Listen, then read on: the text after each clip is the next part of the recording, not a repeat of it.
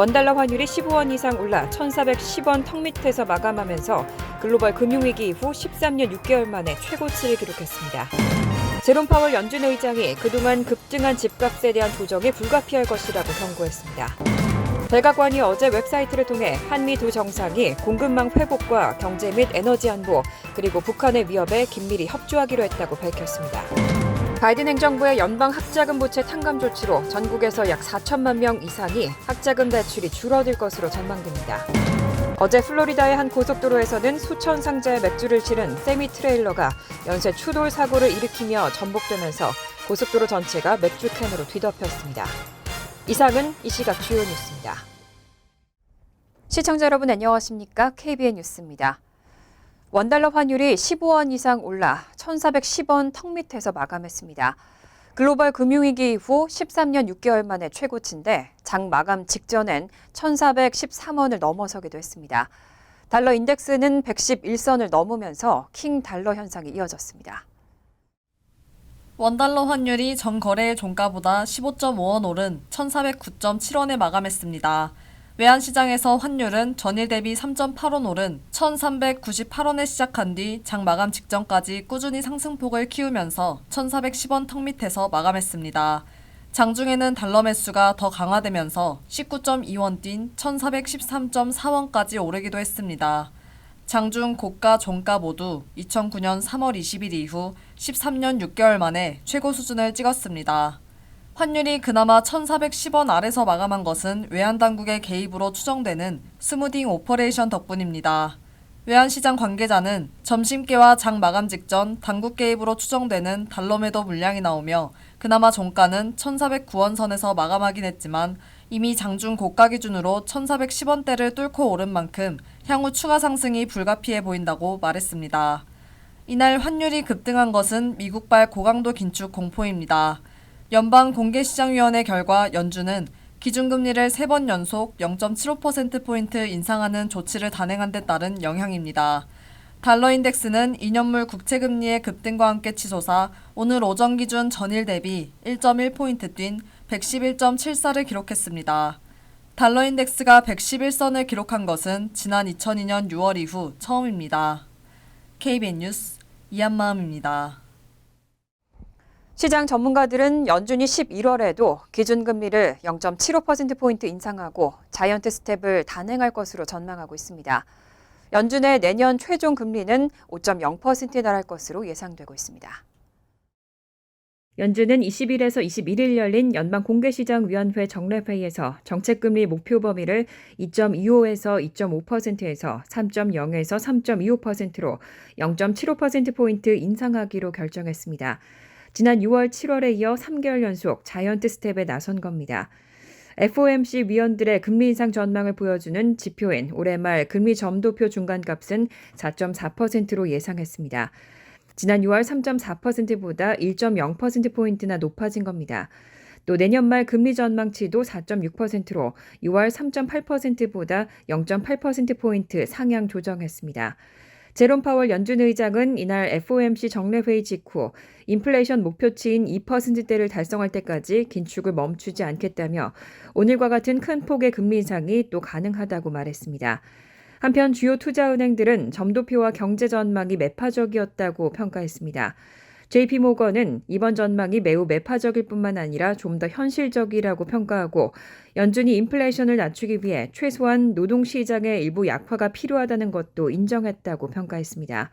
시티는 내년 중 실업률이 5%를 넘을 수 있다며 파월 의장은 소프트 랜딩을 기본 시나리오로 생각하면서도 더 깊은 침체 가능성도 인정하고 있는 것으로 보인다고 분석했습니다.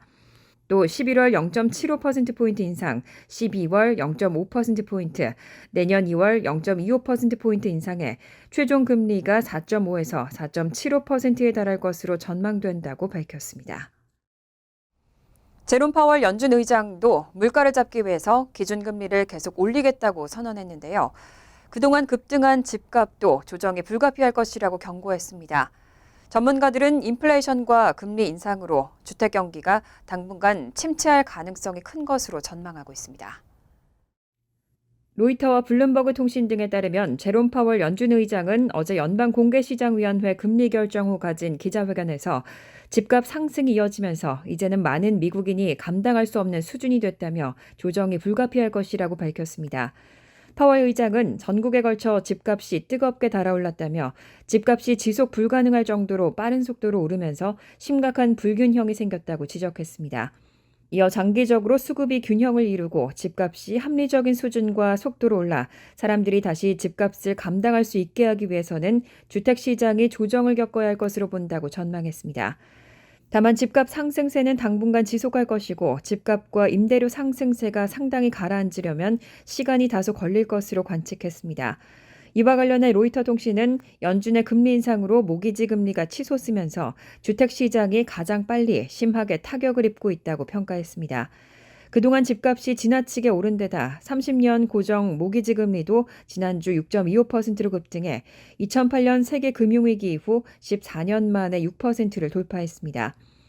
이날 부동산 중개인 협회는 8월 기준 주택 매매 건수가 전월보다 0.4% 줄어들어 480만 건으로 집계됐다고 밝힌 바 있습니다. 7개월 연속 감소세를 기록한 것으로 지난해 8월과 비교하면 19.9% 급감했습니다. 윤석열 대통령은 이번 해외 순방 기간 동안 바이든 대통령과 세 차례 회동을 가졌습니다. 백악관은 어제 웹사이트를 통해 두 정상이 공급망 회복과 경제 및 에너지 안보 그리고 북한의 위협에 긴밀히 협조하기로 했다고 밝혔습니다. 어제 백악관은 홈페이지에서 바이든 대통령이 뉴욕에서 열린 유엔 총회 중간에 윤석열 대통령을 만났다며 두 정상은 한미동맹을 강화하고 북한의 위협에 긴밀히 협력할 것을 재확인했다고 전했습니다. 이어 두 정상은 공급망 회복과 핵심 기술, 경제 및 에너지 안보, 글로벌 차원의 보건 및 기후변화에 대해서도 의견을 교환했다고 덧붙였습니다. 앞서 윤 대통령은 이날 오후 바이든 대통령이 주최한 글로벌 펀드 제7차 재정 공약회에 참석해 약 48초간 대화를 나눴습니다. 행사가 종료된 후 바이든 대통령은 윤 대통령에게 먼저 다가가 손을 내밀고 악수했고 윤 대통령은 바이든 대통령과 대화 중간중간 웃으며 고개를 끄덕이기도 했습니다. 대통령실은 21일 늦은 오후 공지를 통해 윤 대통령이 지난 18일 영국 런던에서 개최된 찰스 3세 국왕 주최 리셉션과 뉴욕에서 진행된 글로벌 펀드 제7차 재정 공약회의, 바이든 대통령이 주최한 리셉션 등에서 바이든 대통령과 총 3번의 회동이 이루어졌다고 밝혔습니다. 그러면서 윤 대통령은 미 인플레 감축법과 관련한 우려를 설명하고 미국 행정부가 인플레 감축법을 집행하는 과정에서 이런 우려를 해소할 수 있도록 한미 간 긴밀히 협력해 줄 것을 요청했다고 전했습니다. 또 북한의 공격을 억제하고 북한의 도발에 대한 공동의 대응 방안을 마련하기 위해 양국 간의 공조를 더욱 강화해 나가기로 했다고 밝혔습니다. 어제 뉴욕주 검찰이 트럼프 전 대통령과 그의 일가에 대해 재산 및 기타 자산 평가를 노골적으로 조작했다는 혐의로 소송을 제기했습니다. 검찰 측은 트럼프 측의 자산 조작이 합리적인 수준을 넘어섰다면서 2억 5천만 달러를 회수하겠다는 입장을 밝혔습니다. 워싱턴 포스트 등 보도에 따르면 뉴욕 검찰총장은 트럼프 전 대통령과 3명의 자녀, 회사 임원들이 대부업체와 보험 중개업자, 세무 당국을 속이고 더 나은 은행 대출 이자율과 보험 정책 금리를 주도록 하기 위해 재산 및 기타 자산 평가를 노골적으로 조작했다고 주장했습니다. 레티샤 제임스 뉴욕 검찰총장 겸 법무장관은 뉴욕 대법원에 트럼프 주니어와 이방카 트럼프, 에릭 트럼프는 물론 트럼프가 뉴욕 내 어느 기업에서도 임원으로 근무하는 것을 금지해달라며 트럼프 가구가 5년간 상업용 부동산을 취득하거나 뉴욕 등록 금융기관에서 대출을 받는 것도 금지해달라고 요청했습니다. 제임스 검찰총장은 또 2억 5천만 달러 이상을 회수하려 한다고 밝혔습니다. 그러면서 소송 자체가 형사 기소는 아니지만 연방법 위반 가능성을 법무부와 국세청에 회부했다고 덧붙였습니다. 제임스 검찰총장은 2년여간 조사한 결과를 바탕으로 소송을 접수하며 재무제표에 부풀려진 자산평가는 합리적인 부동산 전문가들 사이에 조금씩 다를 수 있는 수준이 아니라고 지적했습니다. 이와 관련해 트럼프 측은 잘못을 부인하고 마녀 사냥이라고 주장했습니다. 트럼프 측 변호인은 어제 성명에서 사실이나 법에 초점을 맞춘 게 아닌 오로지 정치적 의제를 진전시키는 데 중점을 둔 것이라며 사법 시스템이 통제되지 않은 직권 남용을 하는 것을 용납하지 않겠다는 입장을 밝혔습니다. 바이든 행정부의 연방 학자금 부채 탕감 조치로 전국에서 약 4천만 명 이상의 학자금 대출이 줄어들 것으로 전망되고 있습니다. 이 가운데 2천만 명가량은 학자금 대출 잔액이 완전히 탕감될 것으로 보입니다. 백악관은 전국 50개 주에서 연방 학자금 부채 탕감 조치가 적용되는 차용인이 4천만 명이 넘을 것으로 추산하고 있습니다. 이 가운데 2천만 명가량은 보유하고 있던 학자금 대출 잔액이 완전히 사라집니다. 백악관은 학자금 부채 탕감 조치를 위한 자금 중 90%가 연소득이 7만 5천 달러 미만인 사람들에게 돌아갈 것이라며 소득이 상위 5% 내에 드는 가구나 개인에게는 학자금 부채 탕감 조치 자금이 분배되지 않는다고 설명했습니다.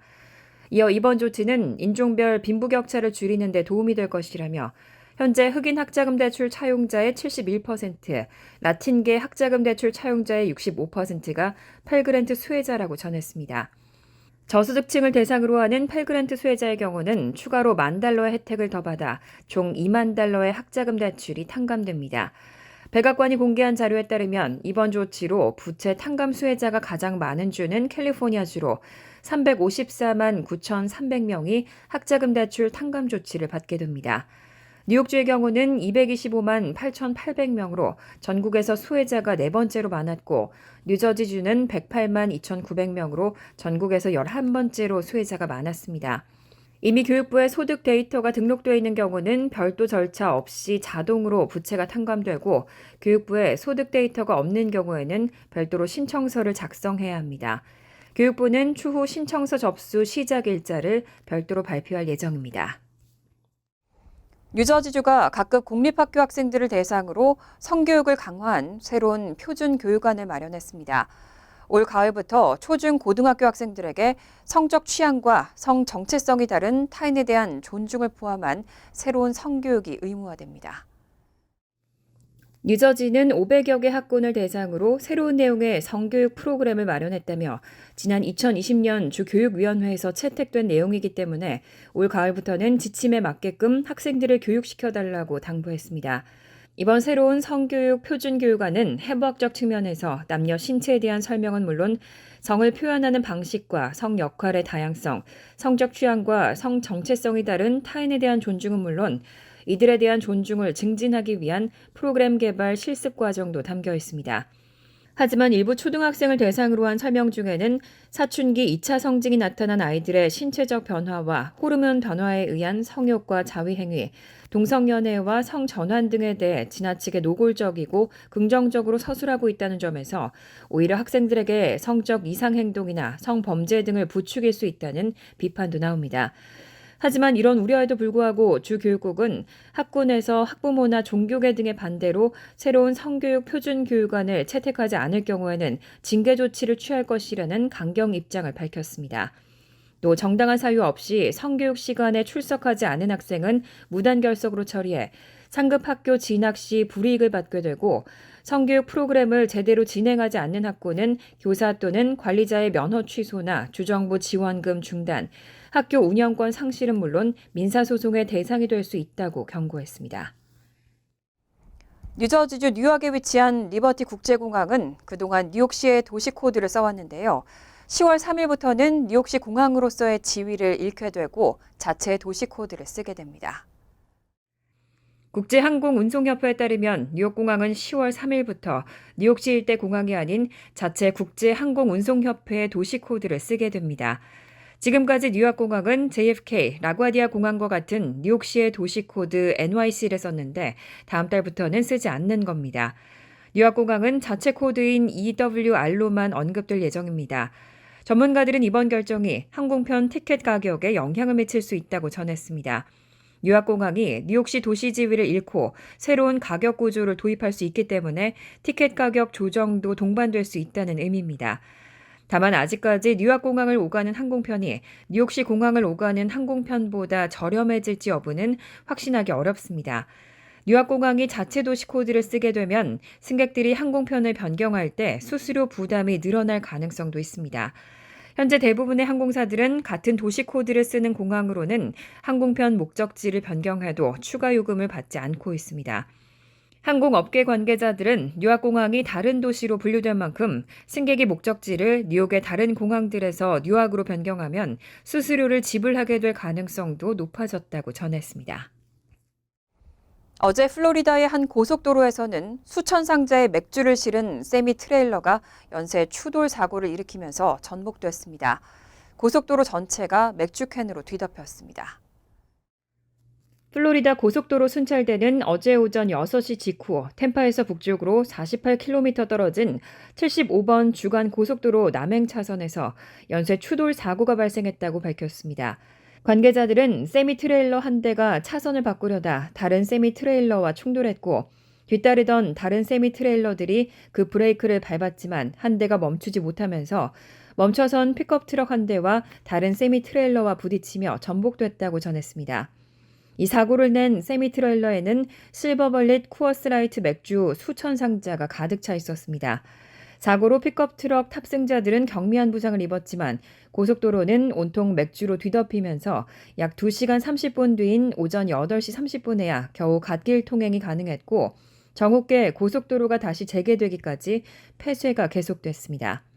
한편 팍스뉴스 등은 지난 20일 오후 텍사스에서는 18륜 트럭이 고가도로에서 다른 차량과 충돌해 중심을 잃고 추락했다고 보도했습니다.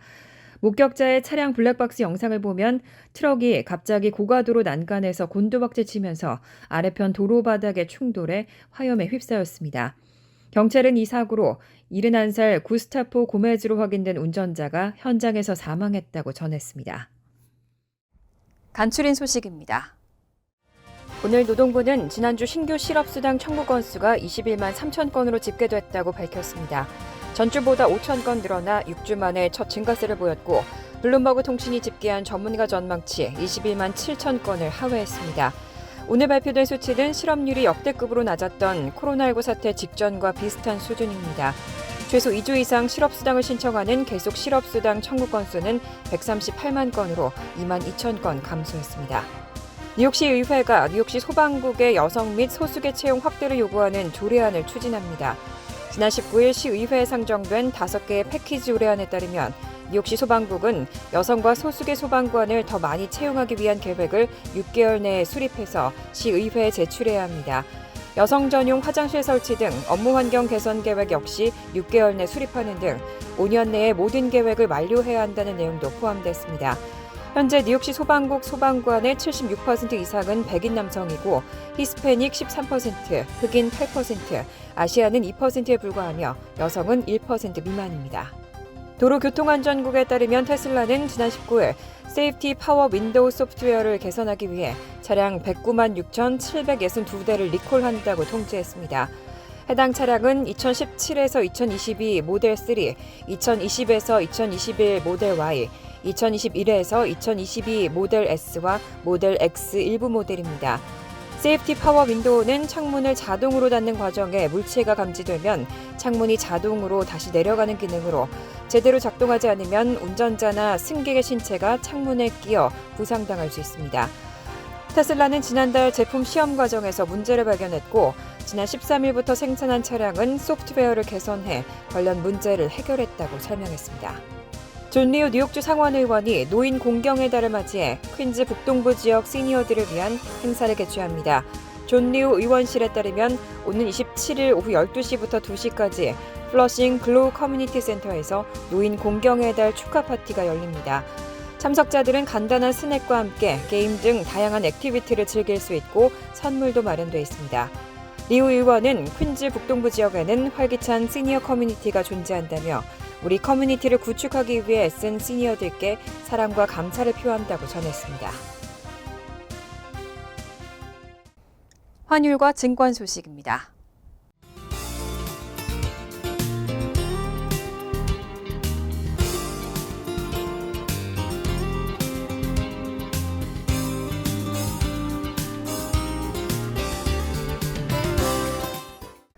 이어서 날씨입니다. 금요일은 화창하겠습니다. 낮 최고 기온은 63도, 섭씨 17도, 밤 최저 기온은 50도, 섭씨 10도로 예상됩니다. 토요일도 화창한 날씨가 이어지겠습니다. 일요일 역시 대체로 화창하겠지만 밤에는 소나기 내릴 가능성이 있습니다. 이상으로 KBN 뉴스를 마칩니다. KBN과 함께 즐거운 저녁 되시기 바랍니다.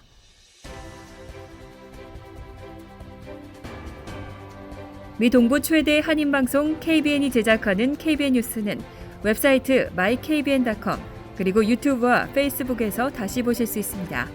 좋아요, 구독, 알림 설정은 뉴스 제작에 큰 도움이 됩니다.